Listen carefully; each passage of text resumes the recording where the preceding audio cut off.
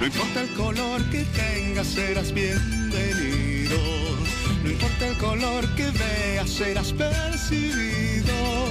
No importa si ya estuviste mucho tiempo a ciegas. Lo que importa es que por fin estás aquí. Porque aquí no hay más fronteras. Esta tierra es toda nuestra. Eres bienvenido. ¿Cómo está? Muy buenas noches, bienvenidos a este Hora 23. Qué lluvias, qué sustos, qué emergencia que estamos viviendo en gran parte del territorio nacional. Y todavía lo que se espera, porque con estas lluvias en las tierras bajas se va a ver las repercusiones, los resultados en 2-3 días más. Pendientes de lo que pasa en Cotagaita, Pasanqueri, en Santa Cruz también, donde ha habido ya bastantes sustos justamente por la crecida de los ríos.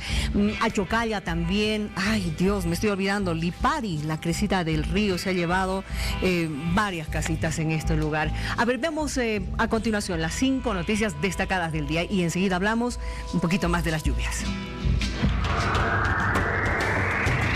10 de febrero de 1781, algunos historiadores lo denominan la fecha del primer grito libertario de América. Pero mientras eso se discute, Oruro cumple 239 años desde su fundación. La presidenta Yanine Áñez participó el domingo de la sesión de honor donde, más allá de las felicitaciones, ella destacó que el departamento aportó mucho al país. Es por esa razón que se tiene pensado proyectos como un puerto seco que ayudaría en la exportación e importación de mercadería. Como lo dijimos en diciembre, este invitado tóxico iba a causar problemas y aseveré que no pasaba de carnaval antes de que tenga que dejar Argentina. Ahora la dejó, como esta mañana la dejó y se fue para allá. Y miren la excusa trillada, yo no conozco a alguien que hubiese ido.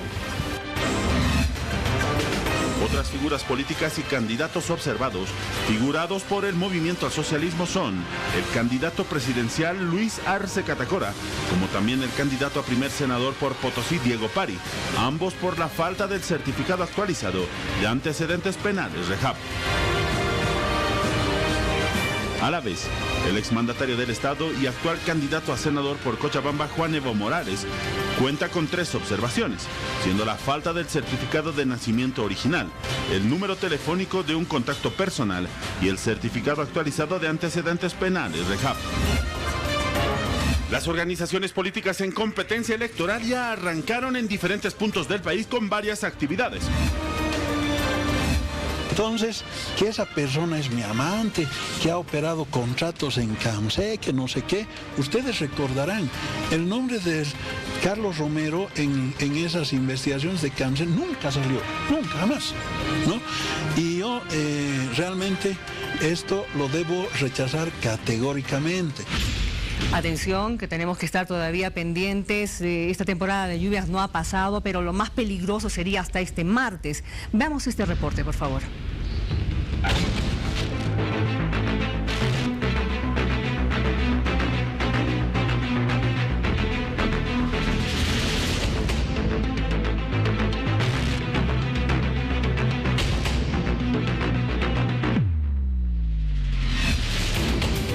Ha sido una tremenda lluvia, casi aproximadamente de una hora, un aguacero total, que ha rebalsado los diques de contención de la quebrada. Sí. Y mira cómo ha volteado las casas, ha sido un rebalse total.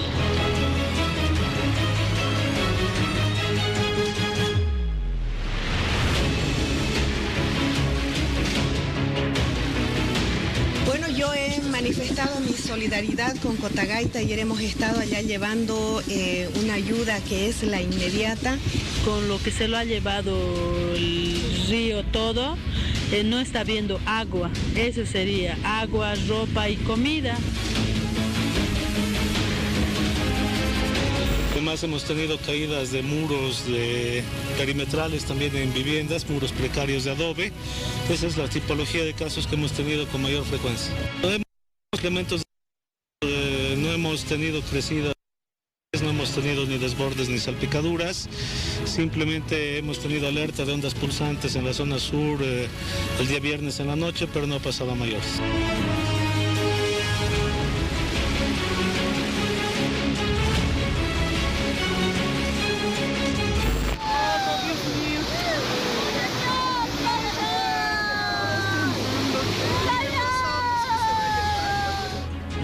este caudal en Chamasamor, se ha llevado esa casa.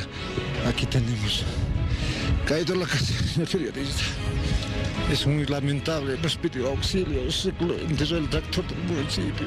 Allá ha venido, todo está cortado, todo está la casa entera, eran los tres lo han hecho. Ha destruido refrigeradores, a platos, cucharas, todo. Todo eso es lo que hace, como a las 5:30, si hace ahora más o menos, todo eso es lo que ha ocurrido.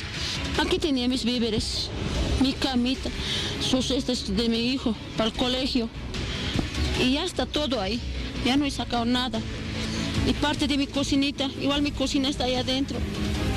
Y mis ollas, mis platos, todo ahí. Yo pido eso, queremos una vivienda. Tal vez ustedes, o sus hijos tendrán, pero yo no. Yo puedo llorar todo.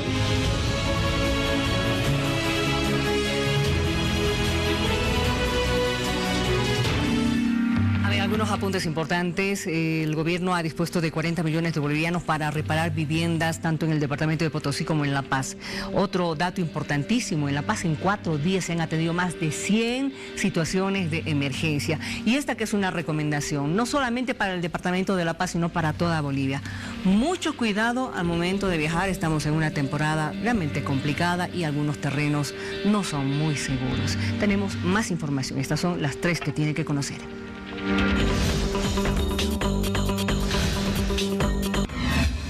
Rómulo Calvo, presidente del Comité Cívico Pro Santa Cruz, sostuvo que la Asamblea de la Cruceñidad fue suspendida y se declara en emergencia debido a que el Tribunal Supremo Electoral informara que la candidatura del expresidente Evo Morales a senador por Cochabamba estaría observada. La tormenta Kiara dejó al menos 5 muertos en Europa, además de varios heridos. En su violento paso desde el norte del continente, numerosos vuelos han sido cancelados. Algunas redes de transporte han sido bloqueadas debido a la caída de árboles y dejó al menos 150.000 hogares sin electricidad. El Salvador vive una crisis política por el enfrentamiento entre el presidente Nayib Bukele y el Poder Legislativo. Esto derivó en la militarización de la Asamblea Legislativa por orden de Bukele y en la realización de una manifestación popular en las áreas adyacentes al lugar convocada por el gobierno. Bueno, se ha conocido ya algunas observaciones entre los candidatos de diferentes fuerzas políticas, de diferentes alianzas. Antes de ver quiénes están observados o quiénes inhabilitados, por favor, señor director, vamos a conocer este cuadro con 11 requisitos que tenían que haber cumplido todos, absolutamente todos los candidatos. Primer requisito, certificado de nacimiento original actualizado. Segundo requisito, presentar fotocopia simple de cédula de identidad vigente. El tercer requisito, presentar una fotografía tamaño pasaporte forno blanco actualizada. El cuarto requisito habla del certificado original del padrón electoral biométrico emitido por el Ceresi. El quinto requisito, fotocopia simple de libreta de servicio militar. El sexto requisito, certificado original de solvencia fiscal emitido por la Contraloría General del Estado. El séptimo requisito, certificado original y actualizado de antecedentes penales otorgado por el REJAP. Pero hay más requisitos, atención, el octavo requisito es presentar un certificado original, el CIPASE, emitido por el Consejo de la Magistratura. El noveno requisito, mucha atención con este, el noveno requisito habla de la presentación de una declaración ante notario de fe pública sobre A, no estar comprendido en los casos de prohibición de inegibilidad e incompatibilidad establecidos en la Constitución Política del Estado. 2, de autenticidad de la libreta de servicio militar. 3, de conocimiento de 2 idiomas oficiales, especificando cuáles. 4, cumplimiento con el requisito inherente a la residencia permanente. Esto está dentro del noveno requisito. En el décimo requisito, presentar renuncia para los casos comprendidos en el artículo 238 de la Constitución Política del Estado, conforme a la sentencia constitucional emitida en julio de 2019. Y el requisito número 11, la presentación del número de teléfono de contacto o el celular de contacto. Bueno, este fin de semana se ha conocido ya de qué candidatos han sido inhabilitados. Definitivamente tenemos el siguiente informe, por favor. Inhabilitado por el órgano electoral plurinacional el binomio de ADN, tanto el candidato a la presidencia, Ismael Shabib Montero, como también el candidato a la vicepresidencia por el mismo partido, por la ADN. Estamos hablando de Remberto Siles. Pero también ha sido inhabilitada por el órgano electoral plurinacional del Movimiento al Socialismo la candidata a diputada plurinacional Adriana Salvatierra Arriaza. Veamos el cuadro de los observados, que son realmente una cantidad increíble, pero los más conocidos para usted y quizás por los que usted tiene interés de saber. Observado por el órgano electoral plurinacional, Evo Morales Ayma.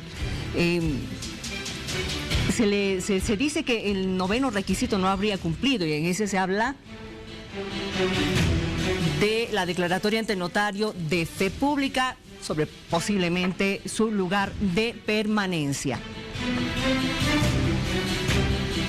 También tenemos a don Evo por no estar comprendido en los casos de prohibición de innegabilidad e incompatibilidad establecidos en la Constitución Política del Estado, de autenticidad de la libreta de servicio militar, de conocimiento de 2 idiomas oficiales, especificando cuáles, y también de cumplimiento con el requisito inherente a la residencia permanente. Otro de los observados es el candidato a la vicepresidencia por la Alianza Creemos. Él no habría presentado el certificado original y actualizado de antecedentes penales del REHAB. ¿Qué pasa con don Mario Cosío? Don Mario Cosío también en el artículo 9, declaratoria ante notario de fe pública, lo mismo que con don Evo Morales, por no estar comprendido los casos de prohibición de innegabilidad e incompatibilidad establecidos en la Constitución Política del Estado, de autenticidad de la libreta de servicio militar. En el mismo requisito también se encuentran estos puntos que tienen que ver con el conocimiento de 2 idiomas oficiales, especificando cuál es el cumplimiento con el requisito inherente a la residencia permanente. A ver, y también el candidato a la presidencia por el MAS, Luis Arce Catacora, en el mismo requisito, la declaratoria ante notario de fe pública sobre estos varios pasos en los que se está hablando acerca del tema de la permanencia, de su situación, de dónde estaría su residencia permanente. Y tenemos también a don Diego Pari, con el mismo artículo, el requisito 9 también está observado por el requisito 9 según el órgano electoral plurinacional.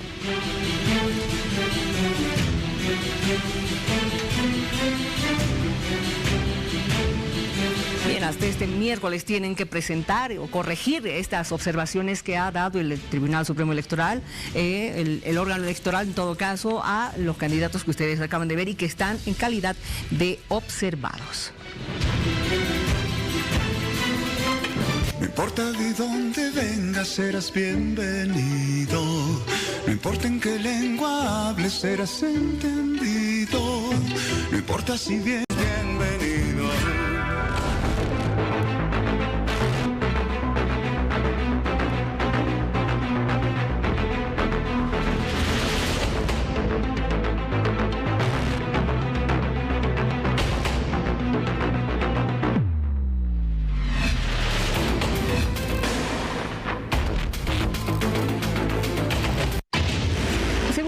Se ha anticipado de que otorgan libertad al alcalde suspendido de Cochabamba, José María Leyes, por el caso de las mochilas 2, pero en el caso de las mochilas 1 tiene todavía que guardar detención domiciliaria. Y esta mañana el Consejo de Derechos Humanos de la ONU ha emitido un fallo en favor de José María Leyes, catalogando su aprehensión como una violación del derecho internacional. Veamos esto, por favor.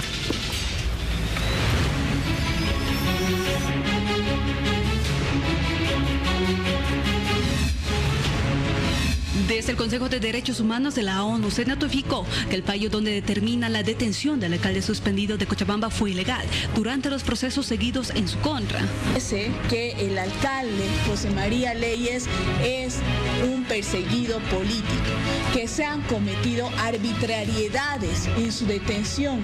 Según el documento, tendría un carácter vinculante, por lo cual se debería cumplir los siguientes puntos emanados desde la resolución. Conceder libertad inmediata a José María Leyes. se indemnice a José María Leyes. Rocío Molina, quien es la concejal que denunció a José María Leyes por el caso de supuesta corrupción en la adjudicación de mochilas escolares, refirió desconocer este documento. De una vez por todas los cochabambinos sepamos qué es lo que ha pasado con esa gran cantidad de dinero en los casos Mochilas 1, Mochilas 2, en los casos de denuncias de las cámaras. Por el momento, Leyes se encuentra con medidas sustitutivas por la denuncia de Mochilas Escolares 2 y con detención domiciliaria por el caso de Mochilas Escolares 1. Tenemos ya a José María Leyes a través de la pantalla, él desde su casa en Cochabamba conversando con nosotros. ¿Cómo está? Muy buenas noches, bienvenido. Mira, muy buenas noches a todo el país y permítame hacerle llegar un caluroso saludo a todos los hermanos orureños, no solo en Oruro, sino en todo el territorio nacional, en especial aquí en Cochabamba por su aniversario departamental. Muchísimas gracias. ¿Cómo está? A ver, después de conocerse este fallo de Naciones Unidas, me imagino que usted quiere decirle algo al país. Bueno, primero, agradecido a Dios, niña. Agradecido a Dios porque después de 2 años de tortura, diría yo, de un calvario, de una pesadilla, de una de las peores persecuciones políticas que se ha vivido en tiempos de democracia en este país, pues empieza a salir a la luz la verdad. Empieza a esclarecerse y a aclararse todo este abuso que pues protagonizó el movimiento al socialismo en mi contra. Yo lo había dicho desde el primer día que se presentaron estas falsas denuncias, lo había denunciado a la opinión pública y decía de que todas esas falsas denuncias que se estaban presentando en mi contra tenían únicamente un propósito político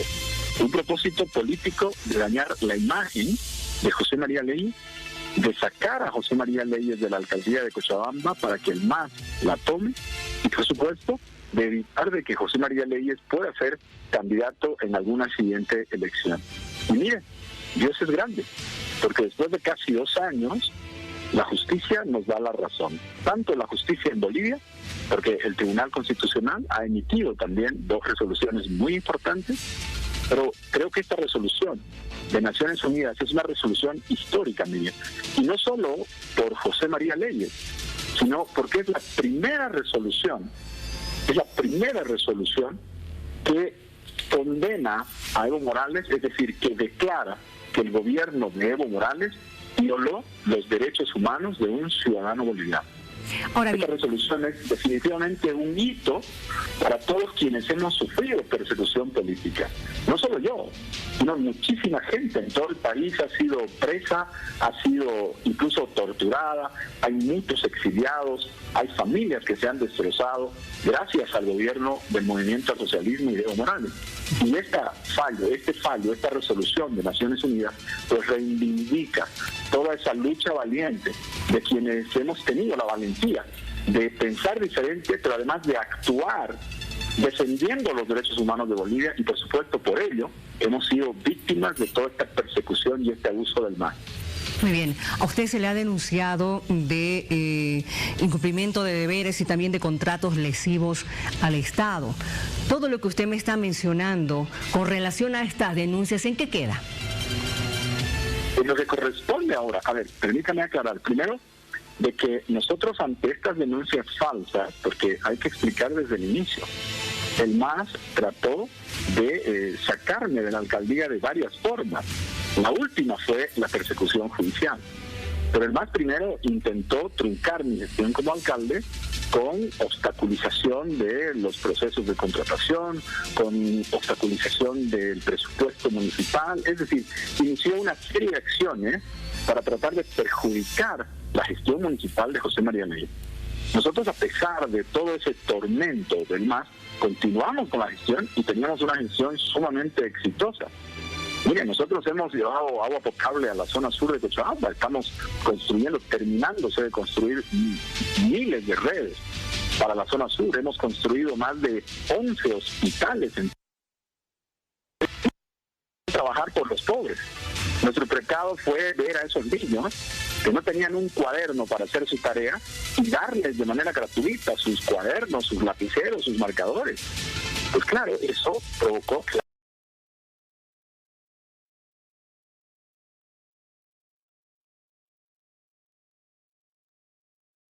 lamento que después de tratar de puntar desde el Ministerio de Hacienda, la gestión municipal, deciden llevar adelante un referéndum revocatorio. Y mire, no logran conseguir ni 100 firmas en contra de José María Leyes. El MAS, con semejante aparato político, no puede hacer un referéndum revocatorio, que hubiera sido de repente lo más democrático, pero no logra las firmas. Y ante esa impotencia, lo que deciden es, pues, apelar a la justicia y dar el golpe municipal a través de la justicia. Que, ojo, no lo dice José María Leyes, lo dice hoy Naciones Unidas. El fallo de Naciones Unidas es totalmente contundente e histórico. Primero, porque Naciones Unidas dice que José María Leyes fue detenido de manera ilegal y de manera arbitraria. Naciones Unidas dice que el Ejecutivo, es decir, el gobierno de Evo Morales, intervino en la justicia boliviana para manipularla en contra de José María Leyes. Señor Leyes. El fallo determina y dice de que hubo una injerencia y que los tribunales de justicia no actuaron de manera ni imparcial y menos justa. Por eso digo, pues todas estas denuncias que fueron parte de la estrategia del MAS para derrocar a un alcalde democrático y que además llevaba una excelente gestión, pues todas estas denuncias fueron parte de esa estrategia de perseguir a los opositores, de sacar a cualquier nuevo liderazgo que aparezca en el país con el único propósito de ellos tener la hegemonía del Estado boliviano. ¿Usted me está queriendo decir con todo lo que está señalando de que el caso Mochilas 1 y Mochilas 2 ha sido armado para perjudicarlo políticamente a usted? Pero por supuesto, mira, lo hemos dicho desde el principio. Si no, fíjese ¿usted cree que si hubiese habido algo en alguno de esos casos, yo no tendría ya sentencia el día de hoy? Yo no tengo ninguna sentencia. El MAS no ha podido probar ninguna de sus acusaciones. Y fíjense que yo me quedé en Bolivia. Yo vi la cara de la justicia, aún sabiendo que la justicia estaba controlada y sometida al movimiento al socialismo. Yo decidí quedarme en mi país. Porque por supuesto no tengo nada que temer porque no cometimos ninguna irregularidad. Este caso fue totalmente armado desde el inicio. Ese caso fue un montaje político para desfenestrar a un alcalde.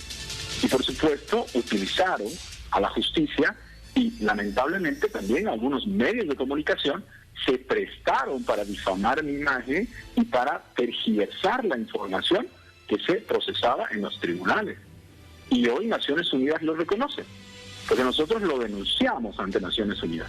Y Naciones Unidas lo reconoce en este fallo, por eso lo califico de histórico, porque es el primer fallo que reconoce que Evo Morales violó los derechos humanos de una persona, pero además reconoce que hubo injerencia, que hubo manipulación del gobierno, del Ejecutivo, por parte de Evo Morales a los tribunales de justicia.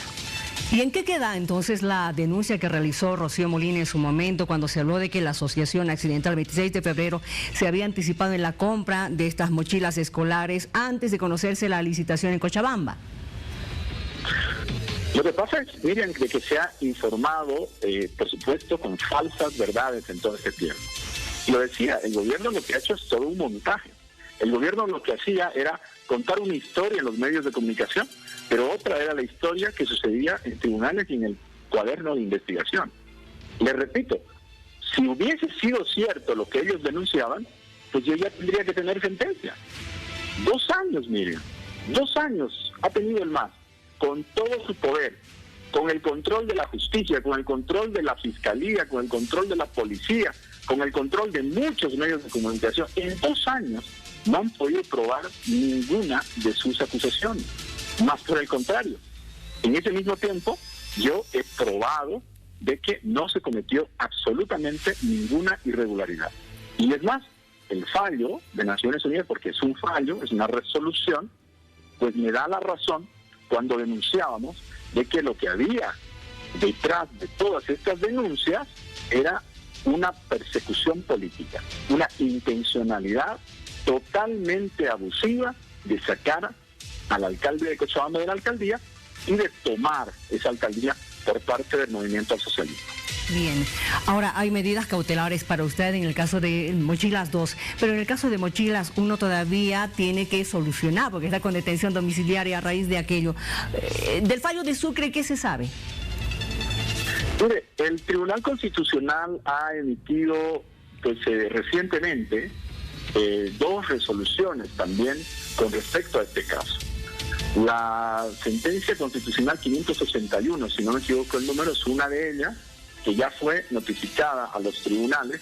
Y fíjese lo terrible de esa resolución. Bueno, la resolución está bien, está correcta, pero lo que esa resolución corrige, el Tribunal Constitucional en esa sentencia le dice a los jueces de Cochabamba que mi detención preventiva, es decir, de cuando me mandaron a la cárcel, a mí me mandan a la cárcel en noviembre, fines de noviembre del 2018.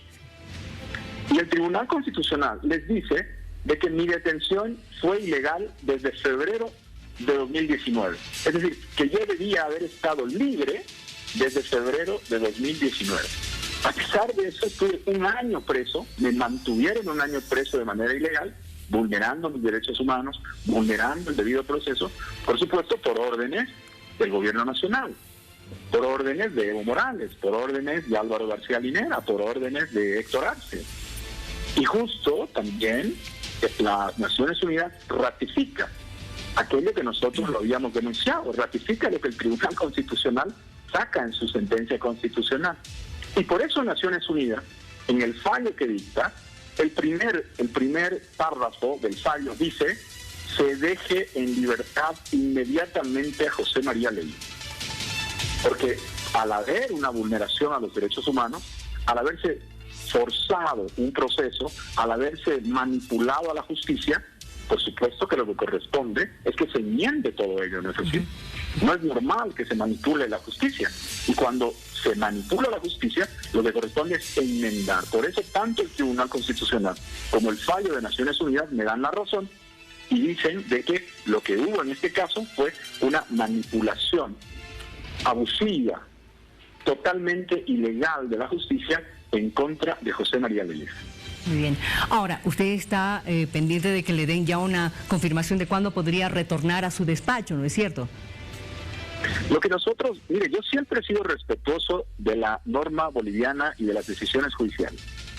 Aun cuando sabía que los jueces estaban con línea del Ministerio de Justicia, yo me he presentado a todas las audiencias. Me he presentado a cuanta notificación el Ministerio Público me dio.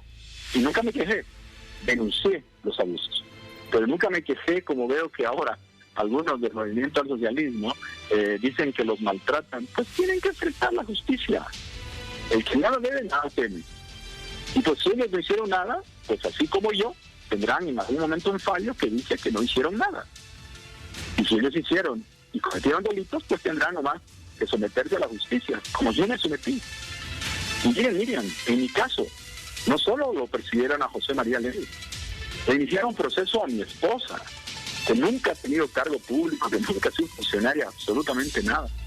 Le iniciaron un proceso a 4 de mis hermanas, a 3 sobrinos, a 2 cuñados, a mi suegra, a mi suegro. Es decir, le iniciaron un proceso a 12 miembros de mi familia. ¿Todo por qué? Por denunciar que el MAS no respetó el referéndum del 21 de febrero. Por ir a Naciones Unidas, por ir al alto comisionado, por ir al Parlamento Europeo y denunciarlo a Evo Morales de no respetar el referéndum del 21 de febrero. Ese fue mi delito.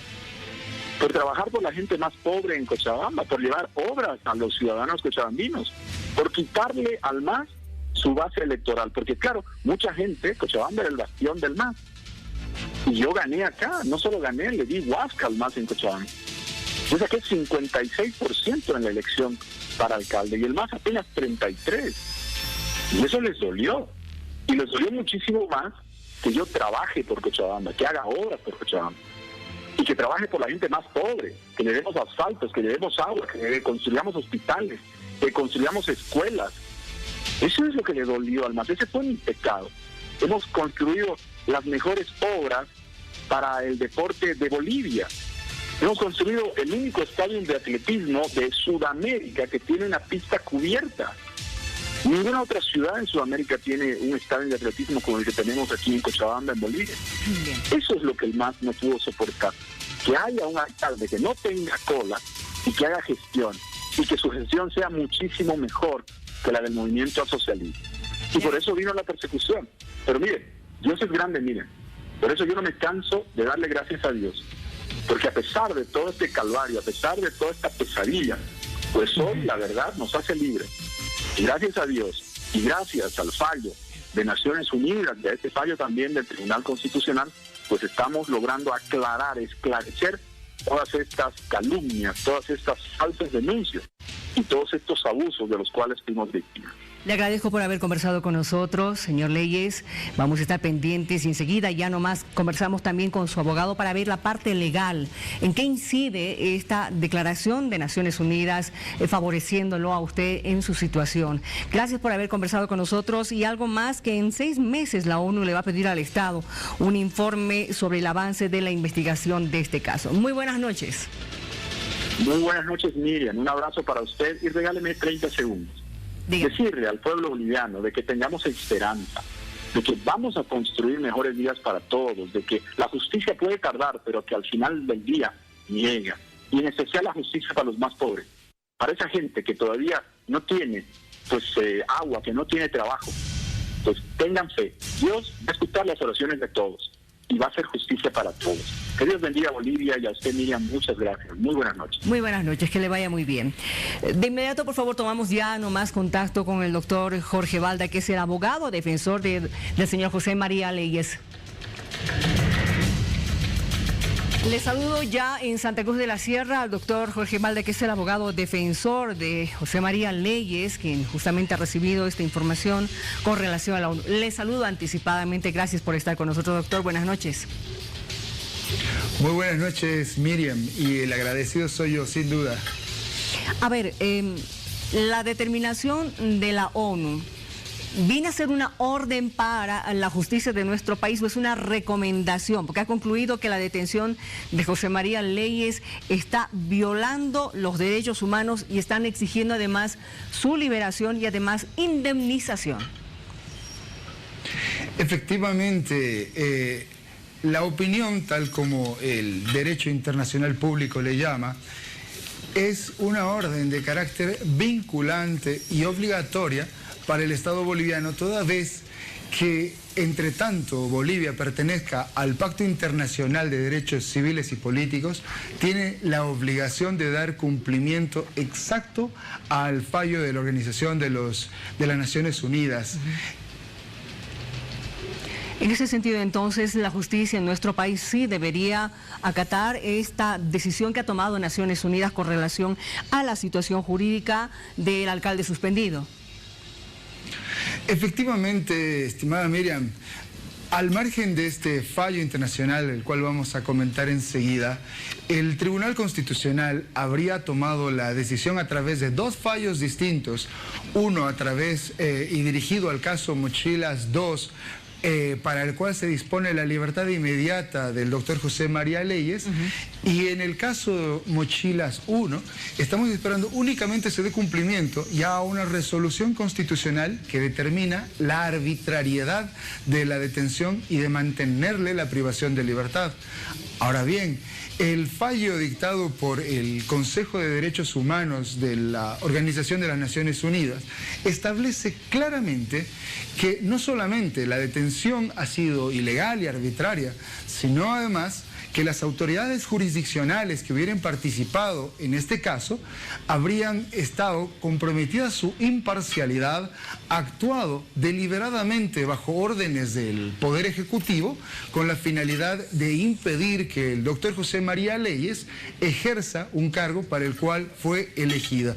Son 2 aspectos que me gustaría recalcar y resaltar de este fallo.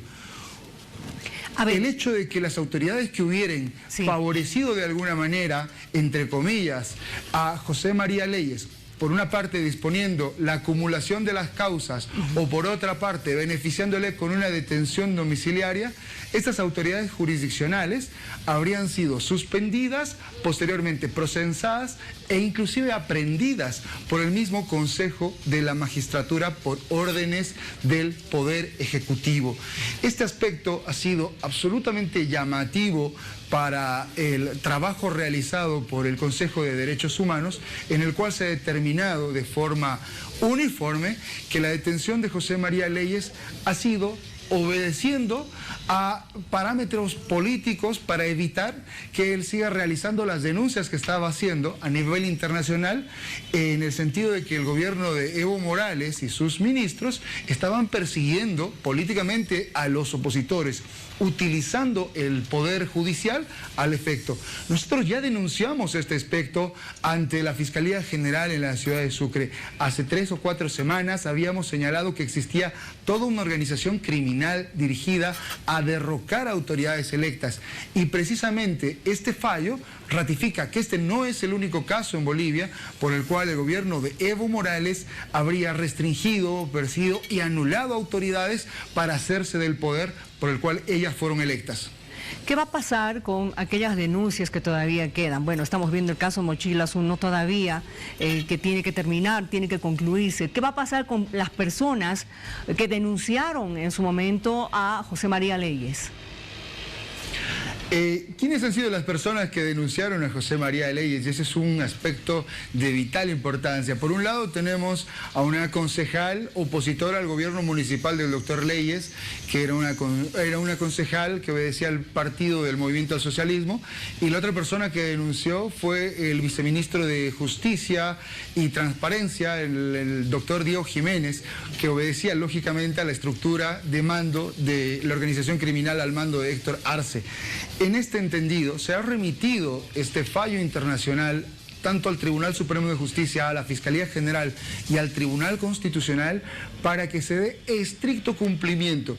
Lógicamente se debe revisar, analizar y proceder a una investigación exhaustiva de la verosimilitud o la credibilidad de las denuncias en contra del doctor Leyes. Sin embargo, cuando un proceso surge y emerge a través de actos de violación de derechos, abuso de autoridad, con la finalidad de restringir a una persona el ejercicio de sus derechos políticos, lógicamente no se le puede dar viabilidad al hecho de que todas estas actuaciones por parte del anterior gobierno y de su organización criminal que manejaba la justicia han sido completamente ilegales. Lo que nosotros estamos exigiendo es el retiro inmediato de las acusaciones en contra del doctor José María Leyes y que el Estado cumpla el mandato del fallo internacional, que se investigue a todas las autoridades, tanto del órgano judicial como del Poder Ejecutivo, que hubieran armado, fabricado y manipulado la justicia para precisamente restringir y limitar el derecho a la libertad del doctor José María Leyes por más de 2 años. Cuando usted dice que se investiga a todas las autoridades judiciales, le pregunto, porque usted está hablando de manipulación de la justicia, ¿tiene confianza en esta justicia? Lastimosamente nosotros hemos ratificado el hecho de que mientras nos manejemos bajo los lineamientos de una justicia elegida por el anterior gobierno, lógicamente no vamos a estar con las garantías de la seguridad jurídica que debiere proteger a toda la colectividad. Es por ello que nosotros, uno de los primeros elementos que hemos rescatado dentro de este fallo internacional que nosotros lo denunciamos, es que las autoridades del Consejo de la Magistratura estuvieron involucrados. Un vocal de la Sala Penal del Tribunal de Cochabamba presentó una nota a la presidenta del Estado hace pocos días señalando de que él había sido amenazado, había sido extorsionado y coaccionado para no permitir la libertad del doctor José María Leyes. Este es uno de los casos y uno de los ejemplos claros en los cuales podemos acreditar que la justicia ha sido utilizada. Existe el riesgo de que al presente esta investigación no se desarrolle en los límites o en los ámbitos de la imparcialidad como corresponde. Sin embargo, el fallo internacional está exigiendo al Estado que supervigile que la investigación llegue a un resultado eficaz e idóneo. ¿Cuál va a ser el siguiente paso, doctor? Están pidiendo que él retome en su trabajo y en su oficina, siendo que ahora tiene detención domiciliaria, y también están pidiendo una indemnización, ¿verdad? Si bien José María Leyes no ha solicitado la indemnización, es el fallo internacional el que ordena que el Estado adopte todos los mecanismos y medidas necesarias para el resarcimiento al daño ocasionado. Ahora bien, más allá del resarcimiento o de la indemnización, lo que le interesa al doctor José María Leyes, como precisamente él señalaba hace poco, es retomar las actividades de las cuales le fueron arrebatadas ilegalmente, trabajar por su municipalidad y pues exigir a la justicia que identifique a los autores, partícipes y colaboradores de la peor de las manipulaciones que ha existido por parte del Poder Ejecutivo al Poder Judicial, ya que el caso del doctor José María Leyes es tan solo un ejemplo de cómo se ha manejado el poder en ese país los últimos 14 años. Bueno, en 6 meses la ONU va a pedir una revisión de todo lo que se estaría haciendo para rectificar este proceso judicial en contra del doctor José María Leyes. En 6 meses tendríamos un nuevo gobierno. ¿Tendremos una nueva justicia, doctor? Realmente la justicia es un componente esencial y estructural de un Estado de Derecho que no debe depender del gobierno, no debe depender de qué autoridades están a cargo del poder público, más por el contrario, garantizar que este poder se ejerza de forma independiente, idónea, limitada, garantista. Es por ello que si en un nuevo Estado que pretendemos construir en los próximos meses y en los próximos años, lógicamente nuestra justicia tendría que estar completamente renovada y fortalecida. Gracias por haber conversado con nosotros, doctor, y estaremos pendientes de lo que diga el Tribunal Constitucional y todas las determinaciones que se tomen con relación a este caso. Muy buenas noches. Muchas gracias, Miriam. Que le vaya muy bien. Vamos a una pausa, por favor. No importa el color que tengas, serás bienvenido. No importa el color, tanto tiempo eres bienvenido.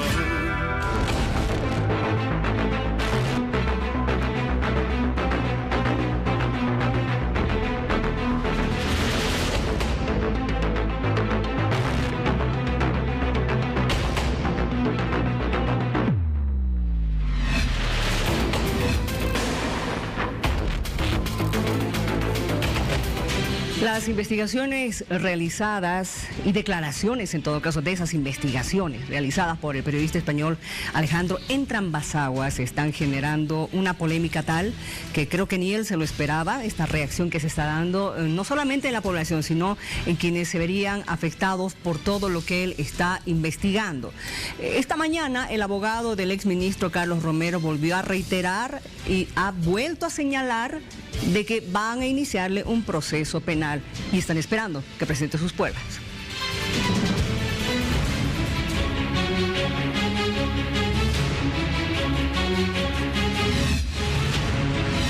La revelación del periodista español Alejandro Entrambasaguas, quien señaló que el exministro de Gobierno Carlos Romero habría beneficiado con contratos millonarios a una supuesta amante cuando era autoridad en la gestión de Evo Morales, generaron molestia de parte del exministro, quien desmintió tal situación, pidiendo además al periodista que con pruebas presente la denuncia ante el Ministerio Público. Entonces, que esa persona es mi amante, que ha operado contratos en CAMSE, que no sé qué, ustedes recordarán, el nombre de Carlos Romero en esas investigaciones de CAMSE nunca salió, nunca, jamás, ¿no?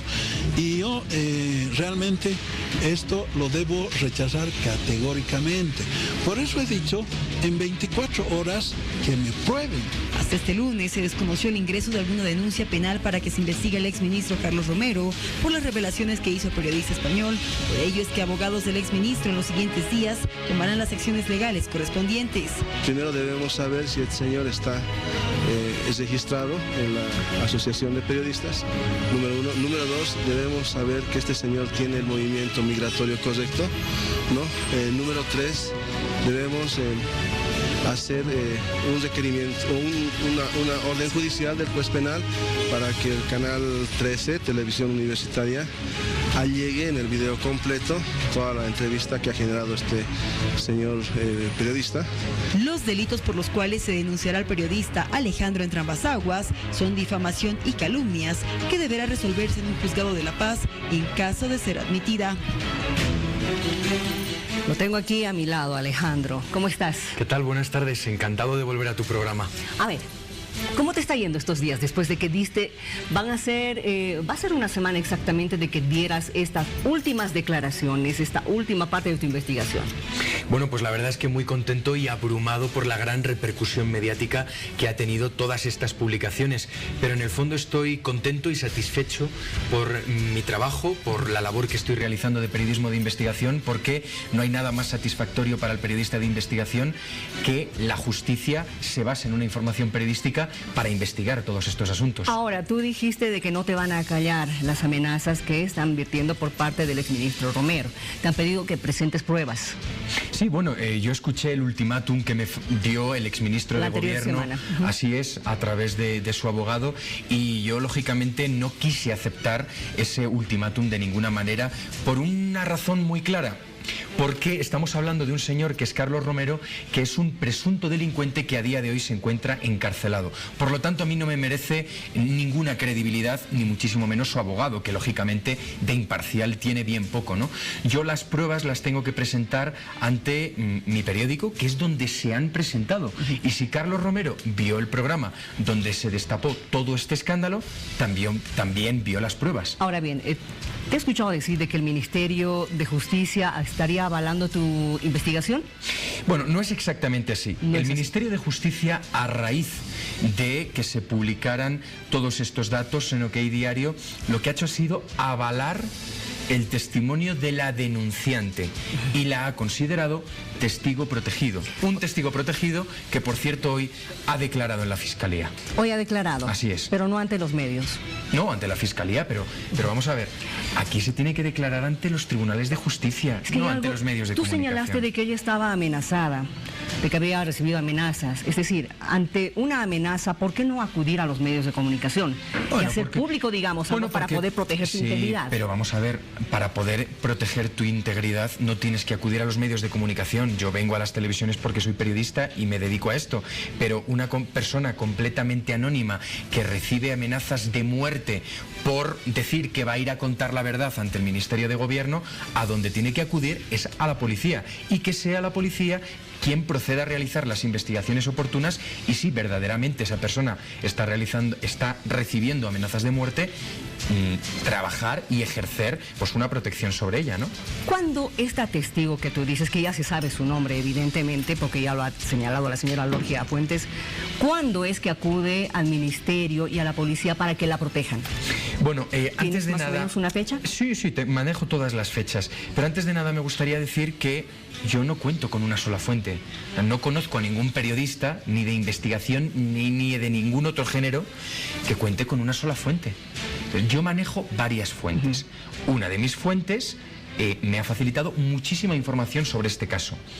Según he tenido conocimiento, la primera vez que esta persona, testigo protegido, acude ante el Ministerio de Gobierno para hacer públicas estas denuncias es a finales del mes de agosto, y la segunda ocasión es a mediados del mes de octubre. Todo esto del año 2019, es decir, Carlos Romero continuaba todavía siendo ministro de Gobierno. Yo he tenido acceso a estas denuncias, que son estas de aquí. Yo, por respeto a la fuente y por mi deber de cumplir la confidencialidad absoluta, no me gustaría mostrarlas, más que nada por salvaguardar su completa identidad. Pero querían las pruebas. Las pruebas las ha tenido Carlos Romero en sus propias manos, porque estas denuncias fueron presentadas ante el Ministerio de Gobierno. ¿Y quién fue el funcionario que recepcionó todos estos documentos? Jorge Rendón, que ha sido una persona detenida hace aproximadamente 2 semanas, presuntamente acusado de haber espiado al actual ministro Arturo Murillo. Permíteme, ¿esta carta tiene que ver con esta misma persona, la que escribe acá? Sí, por supuesto. No voy a dar el nombre, pero solamente porque esta no tiene nombre. a quien sí, bueno, no figura en esa fotocopia, pero no sí, son nominativas, ¿no? Pero bueno, solo por poner un ejemplo, aquí están las denuncias, ¿no? Y aquí se denuncian básicamente dos cuestiones, ¿no? O sea, por un lado, no que Carlos Romero haya adjudicado contratos de la CAMSE a la empresa china, donde, por cierto, sí que trabajó Lorgia Fuentes. A ver, ¿de dónde obtienes tú esto? Bueno, esta fotografía, que es la fotografía de una tarjeta de presentación, una tarjeta personal, está incluida dentro de las investigaciones que está realizando la Fiscalía.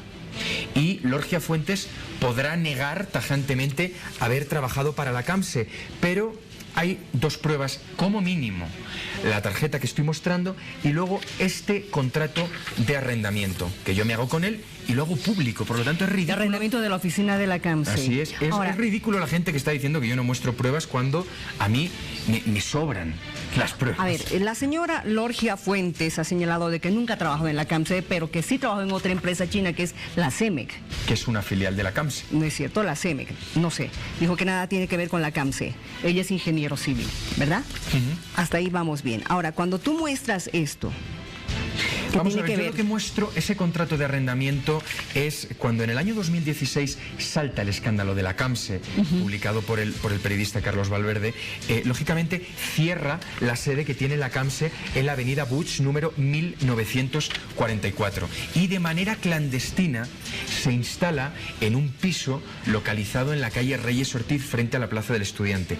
Yo he acudido a ese inmueble y el personal de portería me ha confirmado que efectivamente durante 2 años y medio ahí estuvo instalada la sede de la CAMSE.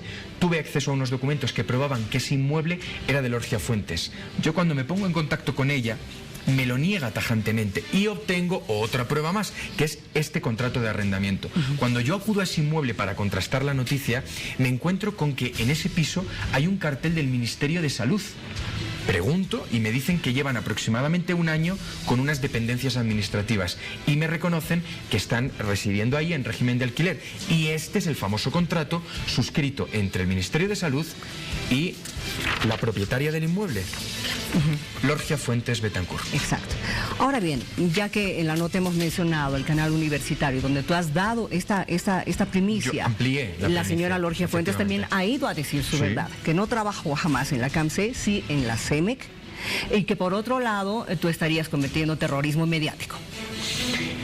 Tiene que quedar clara una cuestión. Yo soy un periodista de investigación que lo que ha hecho ha sido publicar una denuncia que durante 4 meses ha estado no en un cajón, en una papelera, porque el Ministerio de Salud... A ver, justo lo que tú hablas, en una papelera, ¿por qué la Fiscalía no ha dado a conocer todos estos detalles? Bueno, yo lo desconozco, eso se le tiene que preguntar. ¿No te parece? Y hasta el día de hoy siguen sin decir absolutamente nada. Pero es que la Fiscalía lleva con esta investigación 4 días, habiendo habido un fin de semana de por medio. O sea, es decir, yo cuando acudo al Ministerio de Gobierno... Permíteme, si tu fuente o la testigo que tú me dices, la testigo protegido, ya fue en agosto del año pasado a dar información al Ministerio de Gobierno. Claro, pero también ha pedido garantías, ¿no es cierto? Ya ha estado hablando, o ya ha declarado, entonces ya sabían, ya conocían de este caso. No, vamos a ver. ¿Por qué no se lo ha dado a conocer mucho más antes? No es exactamente así. A ver. La testigo protegido acude al Ministerio de Gobierno, como acabamos de hablar, en 2 ocasiones, a mediados del mes de agosto y a finales del mes de octubre. Bien. El funcionario que recepciona estas denuncias, detenido ahora y encarcelado en la cárcel de San Pedro, sella recibido despacho ministro. Exacto, en agosto. Y aquí hay un número de registro. Hay un número de registro. Que es el de octubre. Efectivamente. Cuando yo acudo al Ministerio de Gobierno a comprobar si estas denuncias eran reales o eran un fake, que podían haberlo sido, me reconocen que verdaderamente es cierto porque comprueban el número de registro que es real y que ellos no tienen ninguna prueba, no tienen ninguna copia de estas denuncias. Por lo tanto, la denuncia, según fue recepcionada por el Ministerio de Gobierno, fue ocultada completamente. Y yo, como periodista, lo que he hecho ha sido sacarla a la luz. Y a raíz de sacarla a la luz en menos de 24 horas, la Fiscalía se ha puesto a investigarla. Eso es lo único que he hecho como periodista. Y he revelado el contenido de esta denuncia, con pruebas. Ahora, si la Fiscalía te llama a declarar, ¿Lo vas a hacer? Hombre, yo estaré encantado de acudir ante cualquier tribunal de justicia que me requiera. Ahora, también ha salido a relucir de que la señora que hace esta denuncia contra Lorgia Fuentes, anteriormente habría sido amistad de Lorgia Fuentes. Bueno, yo realmente desconozco el nexo que hayan podido tener estas dos personas. Sí que tengo conocimiento de que han mantenido una relación de amistad, pero desconozco por completo el motivo por el cual ese vínculo se rompe. Según Lorgia Fuentes, es porque se negó a pagarle un pasaje a Japón a esta persona, ¿no? Pero yo lo desconozco y realmente me parece una versión bastante poco creíble, ¿no? Ahora bien, pasando ya de este caso, que evidentemente tiene que ser investigado, porque la señora Fuentes dice su verdad, tú dices la tuya, y la señora que ha hecho la denuncia también, como me dices, hoy ha ido a declarar a la Fiscalía. Ha habido publicaciones, una a través de tu medio y otra a través de un medio cruceño, Estrella del Oriente. Así es. Donde se te menciona también. Sí, bueno, aquí todos los medios de comunicación que se han hecho eco de esta noticia... Estamos viendo eso. Me han mencionado, ¿no?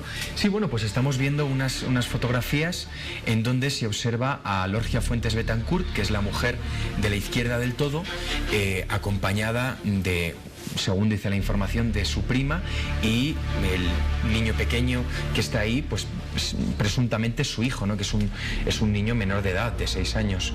Y bueno, yo creo que las informaciones que han salido hoy publicadas y que han rulado por las redes sociales, pues eso sí que es verdaderamente grave, ya no tiene absolutamente nada que ver con estos hechos que se denuncian, ¿no? Y yo creo que eso es una frontera que se ha cruzado y que verdaderamente sí que se debería de investigar con urgencia por el tema del menor de edad, porque yo... Se han cruzado muchas fronteras, yo creo, al ver justamente esa fotografía, Así ¿no es cierto? Yo creo que las autoridades ya en su momento tendrán que tomar cartas en el asunto. Y por otro lado, ¿tú sabías que ella estuvo enferma el año pasado? Que tuvo un accidente cerebrovascular.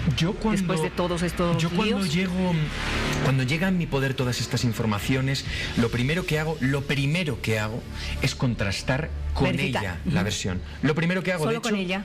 Bueno, no, con muchísimos más, pero ella es la principal aludida de todo esto. Yo también hablo con familiares suyos que aparecen en estas denuncias, ¿no? Y empleados domésticos de ella, ¿no? Yo intento hablar con todas las personas para poder enriquecer de una mejor manera la información. Y de hecho, el testimonio que ella me ofrece cuando yo hablo con ella, que hablé con ella durante más de media hora, lo incluyo en mi información. Por lo tanto, ella, yo creo que conmigo ha tenido un trato exquisito. He escuchado todo lo que ha querido decirme hasta que comenzó a amenazarme. En ese momento yo ya corté el contacto completamente con ella. ¿Qué tipo de amenazas has recibido? Bueno, pues me dijo que como se me ocurriera publicar algo, que me iba a llevar a los tribunales. Ha señalado de que incluso estarías mencionando a su hijito. Pero yo no he hablado de ese familiar suyo jamás en mi vida. Por lo tanto, tiene que ser ella quien diga, este señor ha hablado de este familiar mío. Jamás he hablado de su familiar. Ella se ha referido a ese tema, pero se lo ha achacado a otras personas. Créeme que no lo ha hecho conmigo. No puede hacerlo de ninguna manera. Al margen de esta fuente, de la testigo que tú me hablas, ¿has tenido otras personas con las que has corroborado esta información? Con casi todos, con el 90% de los aludidos en esta denuncia. Porque esto no queda simplemente ahí, hay una denuncia mucho más grave que tiene que ver con encubrimiento de asesinatos. Así es, pero es que voy a comentar un asunto que yo creo que es de extremada importancia. Aquí se mencionan a muchas personas, se mencionan muchos altos cargos del gobierno y se mencionan también nombres de empresas. De momento solo se ha publicado una pequeña parte de todo lo que hay en estas denuncias y como consecuencia de la publicación de esa pequeña parte y del gran escándalo que se ha armado, se han puesto en contacto conmigo algunos de los aludidos de esta denuncia. Y no solo me han corroborado parte de lo que aquí se cuenta, sino que me han facilitado más información. A ver, permíteme, uno de los crímenes que se está pidiendo que se investigue tiene que ver con la hermanastra de la señora Fuentes. ¿Los familiares de la persona que falleció se han contactado contigo? No, porque son personas que están completamente desaparecidas, que jamás han hecho nada por investigar el asesinato de esta persona. Lo único que han hecho ha sido requerir un ordenador que formaba parte de sus enseres personales. Ok, ¿sabes si tienes información o confirmación de que hay detenidos en ese caso? Vamos a ver, en mayo del año 2018, la policía encuentra a una mujer tirada en una cuneta en Mecapaca, con un disparo en la cabeza, habiendo sido brutalmente asesinada. Ese tema como tal jamás se investigó. En ese momento Lorgia Fuentes se encontraba con su familia de viaje en Rusia, y cuando llega de ese viaje, ella lo que denuncia es que su hermanastra, que fue la persona que se encontró muerta, había formado parte de un atraco a su casa con varias personas más. Ahí se inicia una investigación policial, pero no referente al asesinato, referente al atraco. Y con motivo de esa investigación hay una persona en prisión preventiva, pero que no solo una, pero que no se la está acusando de asesinato, se la está acusando de haber participado junto con la hermanastra de Lorgia, que fue brutalmente asesinada, en ese atraco a su casa. Ahora bien, hay muchas personas que se preguntan, Alejandro, ¿cómo tú tienes acceso a tanta información? Siendo que periodistas de nuestro medio no logran hacerlo con facilidad. Realmente les cuesta muelas tratar de conseguir una información. A mí me ha costado muchas horas de sueño y muchísimos disgustos, pero hay que recalcar una cuestión. A mí esta información no voy a buscarla, me llega a mí. Te la están entregando. Y, insisto, cuando acudo al Ministerio de Gobierno se enteran por mí. De todas formas, a mí me gustaría valorar el trabajo de todos los periodistas de este país, porque por lo menos todos los que yo he conocido son grandes profesionales y muchos de ellos a los que yo admiro. Por lo tanto, me atrevería a decir, es anecdótico que se estén fijando en lo que yo estoy haciendo cuando aquí se está haciendo un producto periodístico de gran calidad. Vamos a estar siguiendo lo que estás haciendo, estamos viendo muy de cerca toda la información que tú estás brindando y por supuesto también la contraparte, ¿no es cierto? Eso está claro, absolutamente. Tenemos que mostrar los dos lados para ver cuál es la verdad al fondo de todo esto, ¿no es cierto? Pero créeme que la verdad yo creo que se tiene que dirimir ante los tribunales de justicia. Exacto. Y tienen que ser los fiscales, los magistrados quienes exijan las pruebas y quienes decidan quién es culpable y quién es inocente. Yo soy un periodista de investigación que lo único que ha hecho ha sido descubrir una denuncia que ha sido ocultada durante mucho tiempo y descubrir el contenido de esa denuncia. Gracias por haber venido, Alejandro. Muchísimas gracias a vosotros siempre por invitarme. Vamos a continuar con más. No importa el color que tengas, serás bienvenido. Compañía.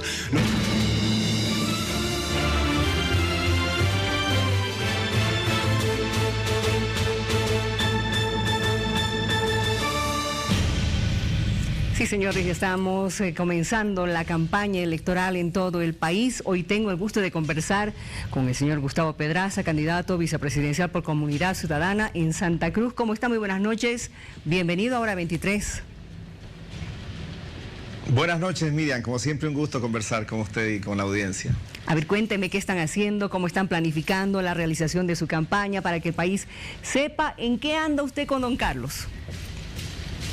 Bueno, ha estado Carlos la semana pasada en Santa Cruz, hemos estado visitando las zonas más populosas de la ciudad, hemos estado en el Plan 3000, hemos estado caminando por distintos centros comerciales, nos hemos reunido con un grupo de jóvenes que trabajan en el tema ambiental, defensores de la naturaleza, de la chiquitanía, y hemos organizado en gran medida nuestro equipo departamental para iniciar esta segunda parte de una campaña larga que iniciamos hace más de un año, ¿no?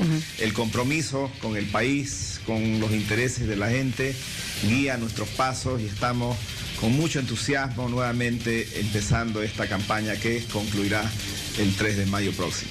Bueno, en todo este tiempo, porque sé que se han estado reuniendo, conversando, ¿han visto la forma de plantear otra propuesta gubernamental o es que van a presentar la misma? Bueno, hemos hecho ajustes, ¿no? El cambio que ha habido en noviembre, octubre, la salida de Evo Morales, no ha significado un cambio considerable en la economía, ¿no? Tenemos los mismos problemas, hay desempleo, los jóvenes que han estudiado 5 años no encuentran trabajo, los hospitales están prácticamente saturados, el dengue, particularmente en la zona de Santa Cruz y el Beni nos golpea mucho, no hay capacidad en los hospitales, la corrupción, la falta de atención en el campo de la educación, son problemas que los tenemos y nuestra obligación es plantear soluciones. Nosotros queremos resolver los problemas de la gente. Tenemos propuestas que van a resolver estos problemas. Al final de cuentas, la política no solo es campaña electoral, no solo es alianza. Lo que le interesa a la gente es que le resolvamos sus problemas. Y aquí, en esta campaña, vamos a mostrar los ajustes que hemos hecho a nuestro programa y también en el campo de los debates. Los debates son el mejor espacio para poder mostrar la viabilidad, la consistencia, la calidad de las propuestas, pero sobre todo la capacidad, que la gente perciba quién tiene capacidad para poder implementar una propuesta. Porque es fácil, diría yo, casi sencillo hacer un programa, lo pueden hacer 10, 20 personas. Lo difícil es cómo implementamos. Si los candidatos tienen esa capacidad, conocen los fundamentos de cada propuesta y tienen que explicar cómo va a ser realidad esa propuesta que se está dando en todos los campos. En este caso, lo vamos a hacer en las próximas semanas. Qué bien, usted me está dando una sorpresa grata, le tengo que decir, por cierto, porque se están abriendo a la posibilidad de debatir con otros candidatos, ¿no es cierto? Sin duda. Prácticamente el debate, diríamos que es la médula, la parte medular de una campaña electoral, ¿no? Nos han acostumbrado, diríamos, mal a que la guerra sucia sea lo más común, lo más frecuente. Desde nuestra percepción es lo menos importante. Lo más importante es el contenido. ¿Cómo vamos a resolver los problemas de la corrupción, ¿no? ¿Cómo vamos a tener un gobierno transparente, las licitaciones públicas, que las conozca la gente? ¿Cómo vamos a resolver el problema de la salud mal atendida, de la corrupción en todos los campos, de la falta de inversión en la salud, en la educación? ¿Y cómo vamos a fortalecer la economía? ¿Cómo vamos a diversificarla para generar empleo? Los jóvenes no tienen empleo digno. Han estudiado en muchos casos y están ahora vendiendo su fuerza de trabajo en campos donde no requieren quizá haber estudiado mucho. Y en muchos casos no tienen trabajo. No hay una fuente de ingreso, no hay oportunidades económicas. Entonces tenemos que trabajar intensamente para que esto pueda ser resuelto en el futuro, ¿no? Don Gustavo, ¿van a debatir con todos los candidatos, incluidos los del MAS? Con todos, como corresponde. O sea, una campaña electoral no tiene por qué excluirse a nadie, ¿no? Tenemos el mal recuerdo que Evo Morales no debatía.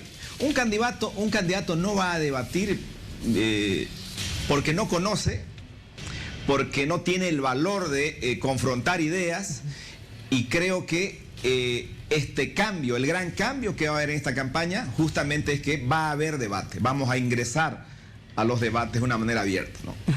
Me imagino que ya en las próximas semanas ustedes van a intensificar ya el calor de sus presentaciones ante el público con su campaña electoral. Bien, con relación a su binomio, don Gustavo, ustedes han hablado mucho de la unidad y que quieren justamente dar ese mensaje de unidad al país en esta campaña. ¿Cómo lo van a hacer? Bueno, el 20 de octubre la ciudadanía nos ha dado una gran lección. Ha concentrado su voto, ha construido la unidad desde el voto, y eso es lo que benefició a comunidad ciudadana. Esa es la legitimidad de la que nosotros gozamos, porque el vínculo con el voto popular lo hemos obtenido el 20 de octubre. Entonces, la gente ha votado de una manera inteligente y va a volver a hacerlo el 3 de mayo. Si lo ha hecho una vez, lo va a volver a hacer una segunda. Es decir, la unidad que quiere la gente es justamente esa, desde el voto popular. No es en un cuarto, en un escritorio, la reunión de 5 partidos o 7 partidos la que va a definir si eso es o no es unidad. Es el voto del ciudadano cuando vaya el día 3 de mayo y elija, concentre su voto, no disperse el voto. Yo creo que ese es el aprendizaje. Esa es la lección que nos ha mandado la ciudadanía el 20 de octubre y vamos a volver a tenerla este 3 de mayo, ¿no? Usted cuando habla de no dispersar el voto, bueno, vamos a ver qué es lo que va a pasar el próximo 3 de mayo con relación a este tema. Pero antes del 3 de mayo ustedes van a tener una importante reunión que es el 3 de abril.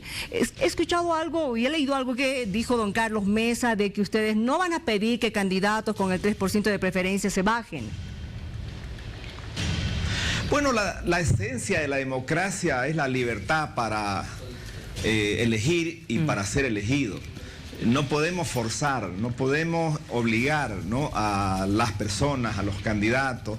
Entonces vamos a actuar en base al principio democrático, que es la esencia misma de la libertad, de la democracia. Eso es lo que hemos querido decir y lo vamos a respetar, ¿no? Muy bien. Está usted con los ánimos muy bien puestos, igual que don Carlos, todavía fresquitos, han tenido un tiempo de descanso. ¿Cuándo comienza ya en serio su campaña? Bueno, estamos entrando en esta primera etapa. Ya hemos estado en Santa Cruz, Carlos ha estado en Cochabamba, ahora ha estado en La Paz y vamos a estar moviéndonos permanentemente, no vamos a separar tareas.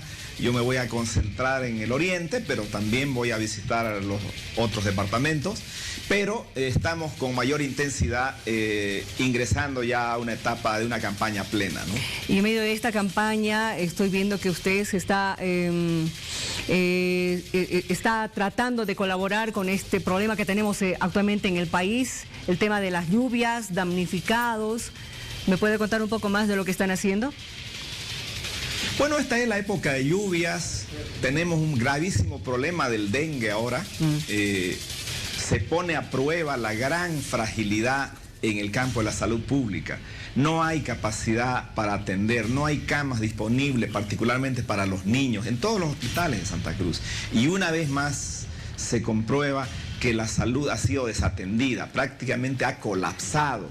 Y este es uno de los temas que tenemos que resolver para el futuro.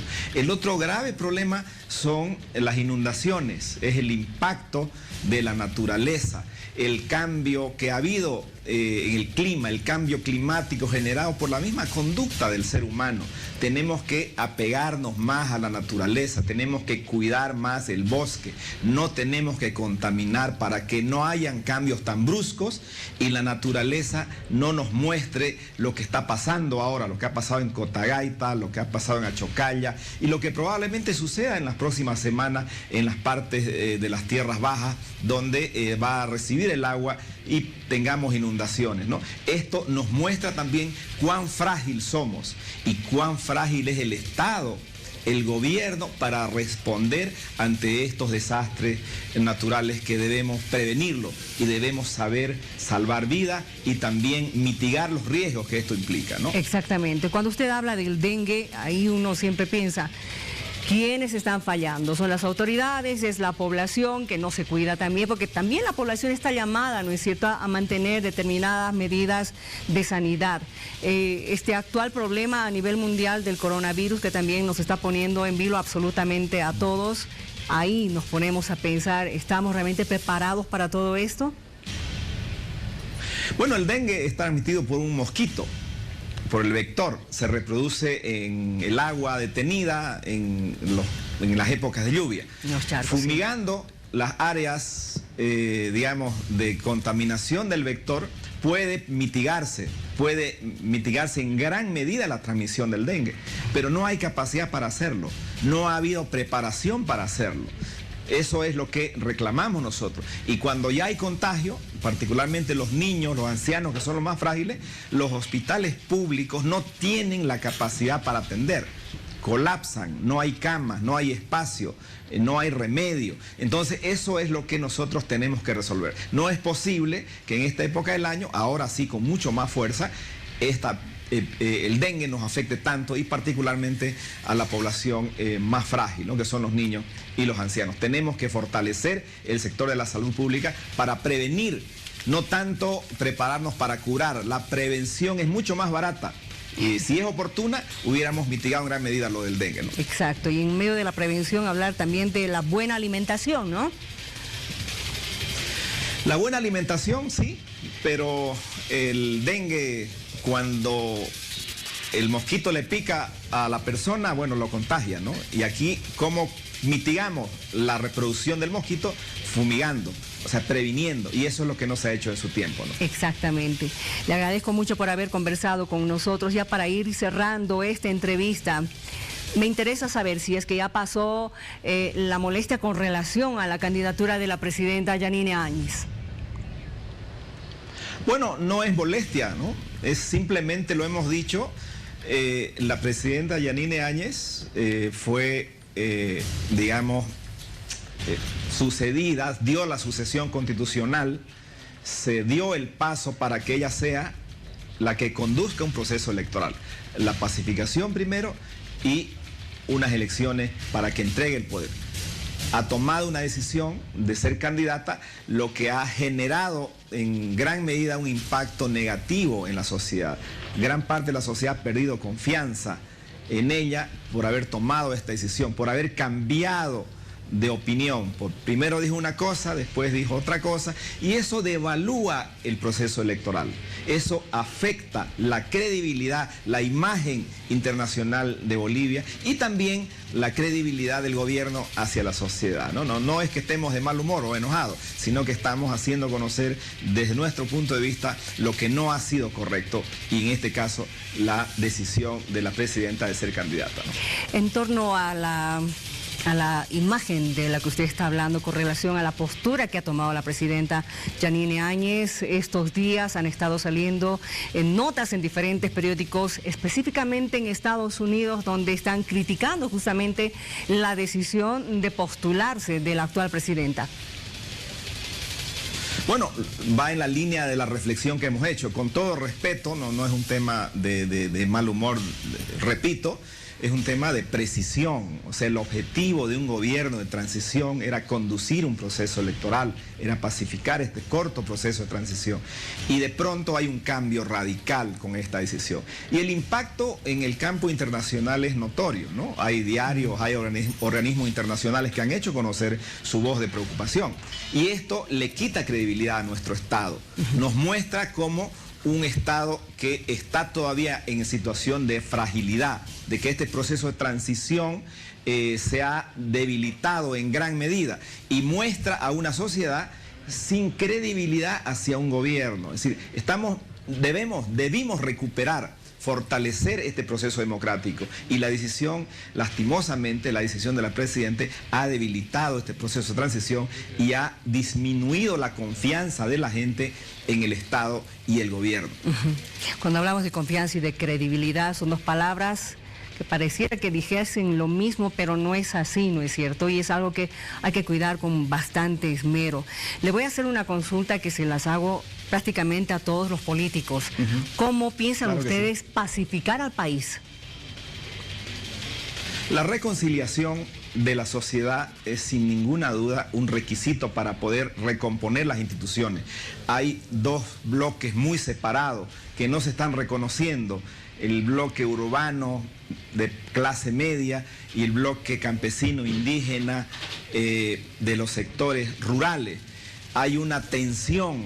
El factor étnico, sin duda alguna, es un componente esencial de esta tensión. Debe haber un reconocimiento de estos dos grandes bloques y debe haber una reconciliación.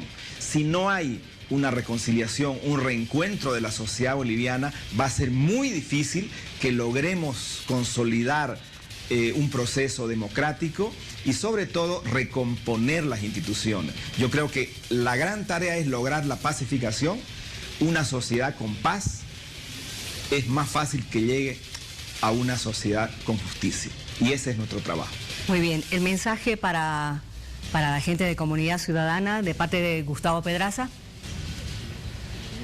Bueno, entramos a una nueva etapa con un contexto distinto, pero nuestro compromiso es el mismo. Nuestro entusiasmo es el mismo. Nuestra legitimidad con el voto popular está fortalecida y vamos a caminar el país, vamos a abrazar a la gente y vamos a mirarle de frente. Ese es nuestro objetivo. Vamos a prometerle de que podemos cambiar este país. Vamos a mirar el futuro. Cerremos un ciclo de violencia, de injusticia y de abuso y pasemos un ciclo de esperanza, de libertad, donde todos tengamos las mismas oportunidades. Y así lo vamos a lograr juntos, cohesionados, como siempre lo hemos hecho en Comunidad Ciudadana. ¿Qué le va a decir al país ahora? Ha hablado con su gente. Ahora, ¿qué le va a decir al país? ¿Ha dicho que se van a acercar más a los medios? Vamos a fortalecer una campaña. Vamos a fortalecer el contacto directo con la gente. Confíen en nosotros. Nos hemos preparado para gobernar este país. Hay políticos que son cracks para hacer campañas electorales. Nosotros somos buenos para hacer campañas electorales, pero nuestro esfuerzo mayor estará destinado a gobernar este país, a resolver el problema del desempleo, de la salud, de la corrupción, de la inseguridad, del medio ambiente. Tenemos que abrazar la naturaleza, cuidarla para que generemos condiciones de vida sostenibles para el futuro. Estamos preparados para sacar a Bolivia de la situación en la que estamos. Confíen en nosotros. Gracias por haber conversado con nosotros y esperamos tenerle en nuestro estudio el momento que esté de visita por la ciudad de La Paz. Gracias, Miriam. Como siempre, será un gusto visitarla. Que le vaya muy bien. Muy buenas noches. Gracias. Continuamos con más.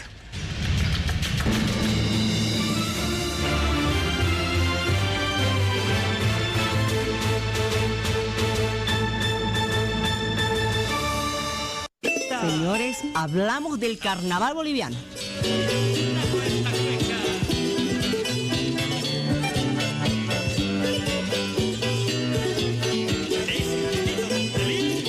Estoy con la señora Giovanna Martínez, que es comunicadora de la Secretaría de Turismo y Cultura del Gobierno Autónomo Municipal de Sucre. Bienvenida. Qué gusto, Miriam. Nos han dado una sorpresa gratísima teniéndolos acá en el estudio. Muchas gracias por recibirnos, querida Miriam, y para nosotros es el placer estar en los estudios de Bolivisión y principalmente en Hora 23 y principalmente también estar acompañada de tu persona. Muchísimas gracias. Reconocida periodista a nivel nacional. Muchísimas gracias, un cariño grande para todo Sucre, para todo Chuquisaca.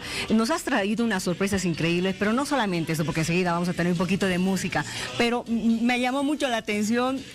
¿Qué son aquellos confites? Estos son los sabrosos confites que son tradicionales del municipio de Sucre. Y bueno, permíteme invitarte uno, por favor. Muchísimas gracias. Para que tú puedas degustar. Estos son hechos con azúcar y son tradicionales de allá. Vienen rellenados con maní, típicos del carnaval, ¿no? Claro, típicos del carnaval, que son deliciosos. Claro. Se ha venido con todo bien preparado, con sándwiches, con... ¿Qué es esto? Mira, querida Miriam, esta no es jugo de naranja. La gastronomía típica del carnaval la tenemos con los sándwiches de palta, que son característicos de esta fiesta. Tenemos los cascarones. Ay, eso, háblame de los cascarones. Los cascarones son huevos rellenados con agua perfumada. Sí.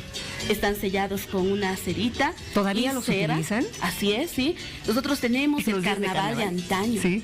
Es el único lugar del país que celebra y retrocede, hace que la gente retroceda en el tiempo y pueda vivir lo que antes, en otrora, nuestros antepasados celebraban el carnaval. Ahora, sé honesta conmigo, ¿has recibido alguna vez uno de estos cascarones? Mira, son 20 años que se celebra el carnaval de antaño. Radio La Plata ha rescatado esta tradición y obviamente en las calles de Sucre, tú cuando vas pasando, esos jóvenes, esos caballeros que tenemos en Sucre, te regalan un cascarón. Ah, te regalan, no te lo lanzan. No, porque yo me acuerdo cuando era niña, estoy hablando de Cochabamba, ya el caso es distinto. No solamente los rellenaban con agua perfumada, también con harina. No, en Sucre y era otra cosa, ¿no? El resultado era diferente. No, yo creo que hacían pan. Sí. Una mezcla además, perfecta. Que te lancen uno de estos era bastante doloroso, ¿no? Sí, de seguro que sí. No, allá la gente es más gentil. Los cascarones son lanzados a los balcones y las damas los reciben, ¿no? Mira, nosotros llegamos a la ciudad de La Paz con el afán de poder invitar a todo el país, a la población boliviana, a que nos pueda acompañar en el municipio de Sucre. El 16 de febrero estaremos viviendo el carnaval de antaño. Una fiesta única, querida Miriam, que retrotrae en el tiempo y obviamente estamos aquí para promocionar. Y me imagino que toda la población participa, ¿no es cierto? Así es. Se visten incluso con sus trajes de antaño. Qué bonito. Desde la que te está hablando a nuestra alcaldesa, nuestros concejales, todos participan de esta fiesta porque es única en el país. Gracias por prestarme esta mantita. Que me imagino de la chola chuquisaqueña. Exactamente, van a ver enseguida cómo están vestidas incluso las cholitas, ¿no es cierto? Con el traje de antaño, como tú me decías. Parte de la gastronomía es esto, pero también son sus licores. Así es. ¿No es cierto? No puede faltar en Sucre el rico cóctel de tumbo, delicioso, la leche de tigre y la rica chicha sucrense. Muy bien, ¿me vas a invitar un coctelito? Por supuesto que sí. Mira, querida Miriam, con permiso de la audiencia. Sírvete, por favor. Muchísimas gracias. Y brinda porque este año... ¿Y tú brindas conmigo? Carnaval. Claro que sí, querida Miriam. Que sea un carnaval sano. Sin violencia. Sin violencia, exacto, sin violencia. No queremos escuchar de cosas feas en este carnaval, que sea para compartir entre amigos y familia. Gracias, querida Miriam. Así es el deseo de todos, que tengamos una fiesta sana, una fiesta que esté derrochando alegría, colorido y libre de violencia. Delicioso, bien suavito. Salud. Delicioso. Salud. Una vez más, por favor, tu invitación para que puedan en Sucre el 16 de febrero, ¿no es cierto? Este domingo 16. En Sucre, en la ciudad de Sucre. En Sucre, en la capital del Estado Plurinacional de Bolivia. Muy bien, la fiesta va a ser el carnaval de antaño. Así para es, que todos querida participen. Miriam. Pero permíteme hablar un poquito más de lo que vamos a tener en la capital. Sí. No solamente tendremos el carnaval de antaño, vamos a reunir a los mejores músicos que tenemos en la capital en el 5º encuentro de estudiantinas, un evento que se va a desarrollar en la zona de la Plazuela La Recoleta, un lugar turístico encantador que tiene la capital y que obviamente va a ser el escenario principal para recibir a cientos y miles de artistas que en un solo tono van a estar interpretando hermosas estudiantinas. El sábado 22 tenemos un festival de sicuris que se va a desarrollar en la Plazuela Tomás Captari de y ya la para capital. el carnaval folclórico, ¿no? Así es, querida Miriam. Tenemos un encuentro fantástico en la capital. Gracias por haber venido, Giovanna. Gracias a ti. Gracias por habernos contado de todo lo que están haciendo los preparativos allá en Sucre. Y nosotros tenemos otra sorpresa.